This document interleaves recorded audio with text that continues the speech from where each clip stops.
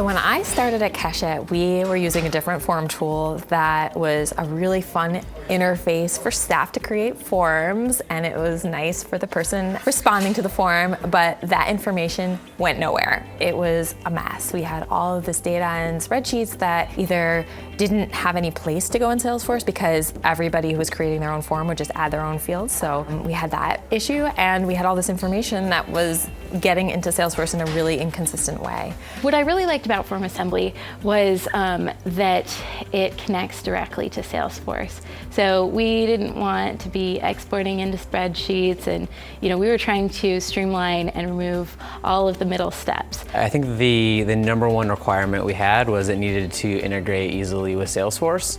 And I think when we learned that it could actually create and update multiple objects at one time. It's a great way to bring your customers, your constituents, whoever, in the case of Experience Core, the school community, into kind of your world and just make communication a little bit easier. So I think the thing I appreciated the most about the onboarding experience was that it was self-paced. I felt like it was very searchable, and as I needed something, I could find the resource.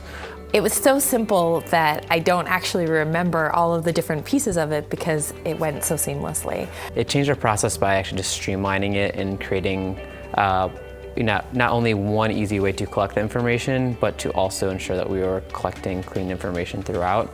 So it's given us one simple way to get that information into our system. Having FormAssembly has definitely allowed us to bring in more money for Keshet, which is just incredibly important as a small nonprofit that really counts on its individual donors.